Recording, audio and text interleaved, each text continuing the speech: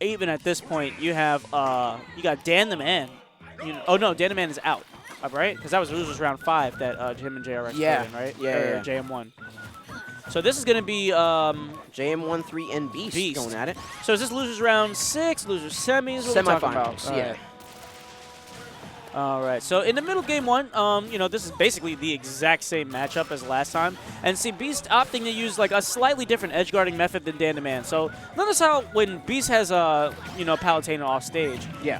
Unfortunately, Dan, he was going off stage against Palutena, but Beast just using a different option. You know what I mean? It's just very, very tight, nair, close to the stage where he knows Palutena is going to reappear, and boom, very nice tech chase with that forward smash. For sure, yeah.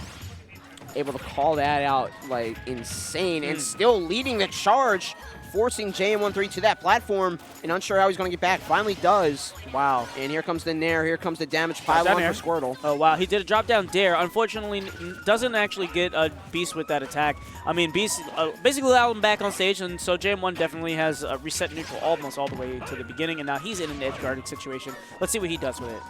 So he gets that grab after Beast just kind of used that aerial and just lands literally directly in front of him. All right. Oh, regrab. Wow. Oh, but he reverses it. And just reversed the smash. I guess he was anticipating a roll afterwards or an air dodge through his sprite. Yeah, but I mean, he was on regrab. That was a free stock. Not necessarily. He might have swung and then possibly like jump air dodge. Who knows? You know what I mean? He literally was staring at him the entire time. But yeah. It's very difficult. Yeah, he could have just down tilted him. And again, another option where PT thinks that the shield is going to break and it doesn't happen, and it pays off for a Palutena. Surprise, surprise. All right, so again, Beast just doing an amazing job. Very simple edge guarding option.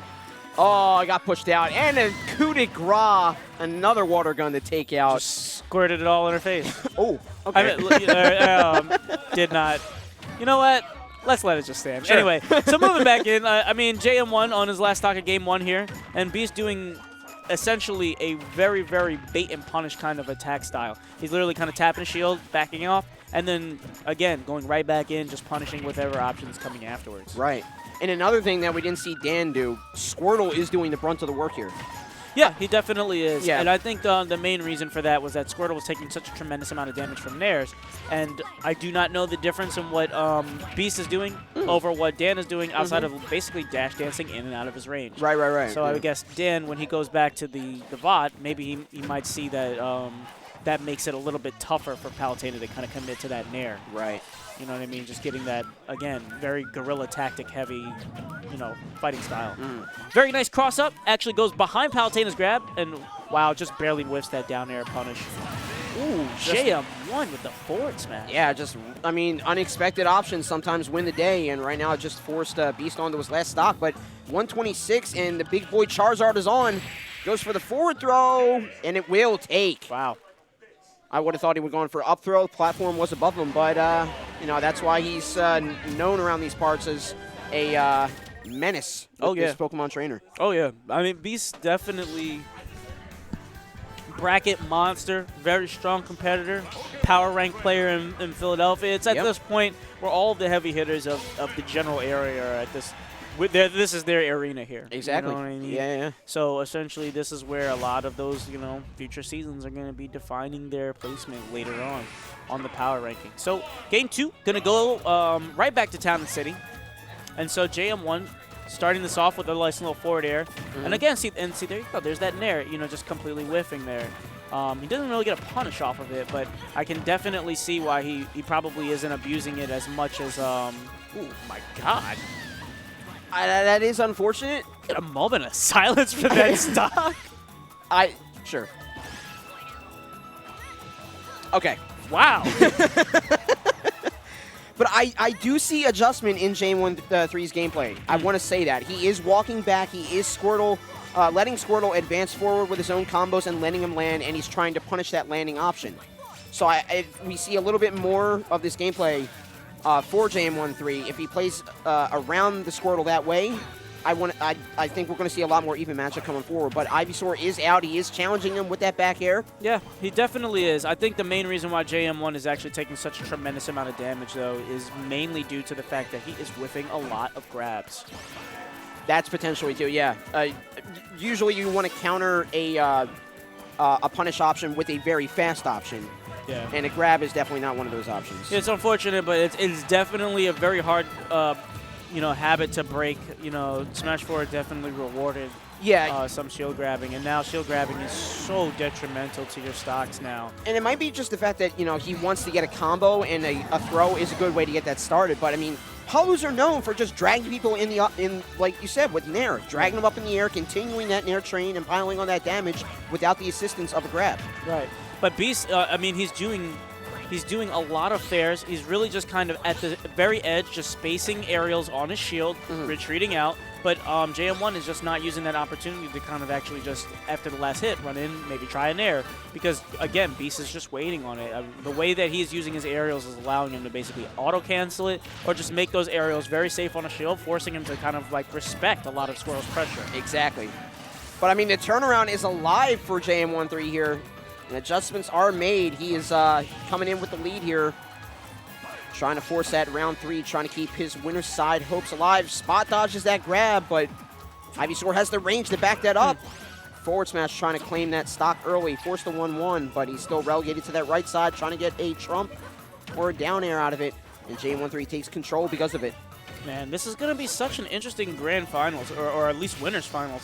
I mean, Juice was definitely here.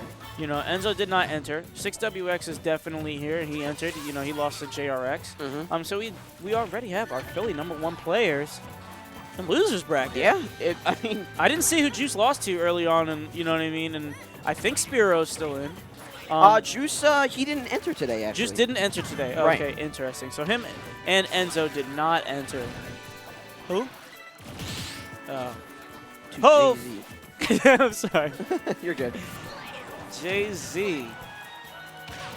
And again, JM1-3 charging ahead, trying to get that edge guard against the Ivysaur of all Pokemon. I guess you could say that he had the blueprint against Spiro.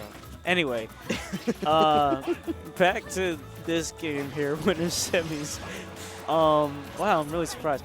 So, Beast, at the beginning, literally, there was nothing that you could have told me to say that, he hadn't been handily winning this matchup. But now JM1, again, like you said, just finding the answers here in Game 2. Yep. And he found his way onto the road to Game 3. What a turnaround. For sure. What a turnaround. And now Beast is the one that has to put his head down and trying to think how he's going to adapt his gameplay. I mean, it's interesting. This matchup is not very cut and dry. You know what I mean? You have two very good players with very good aerial mobility. You know what I mean? Both characters definitely have tremendous amount of strength. It's not like either one of them are lacking for kill power. Yes, they do have to switch, but I mean, it's just interesting. They both do have the ability to put on a good amount of combos.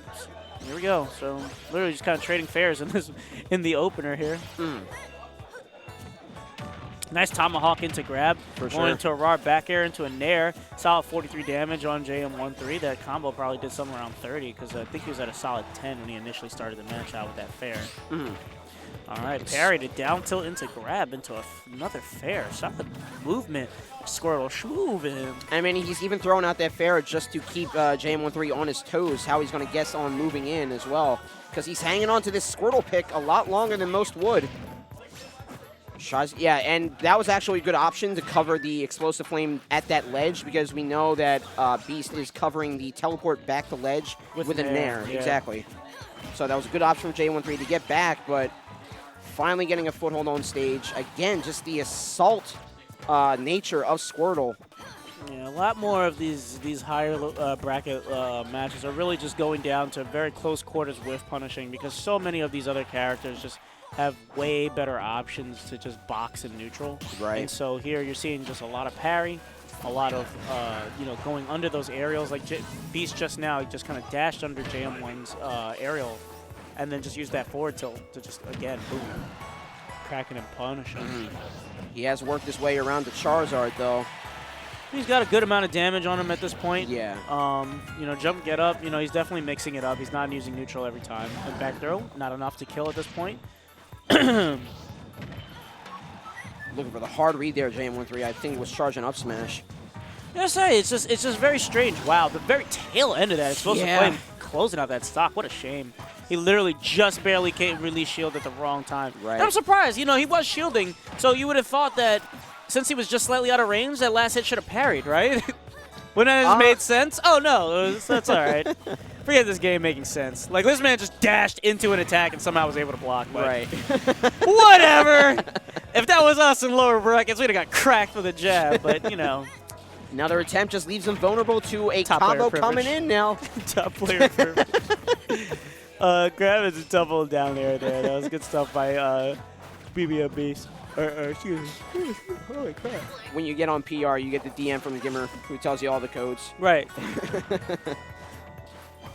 Are we really going to have to call the footstool thing the Gimmer? I mean, I'm okay with that. No. I'm cool with saying when you get on PR, you get Gimmer's contact info. Oh, yeah, you do. Oh, Yeah. absolutely. And he literally goes, and I'm pretty sure there's like a tutorial or like a welcome kit.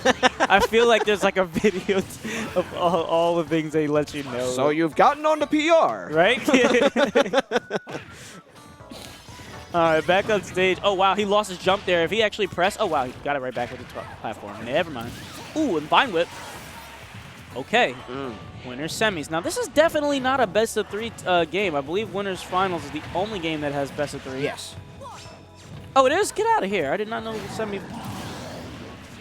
Yeah, I meant, you know what I meant to say. Yeah, I did, yeah, definitely best-of-3. I meant to say, I was like, this is definitely not best-of-5. But right, it's best-of-3. This is game 3. This is the last one. Right. This is the last stocks. So I can just have some more finality in my sentences right now.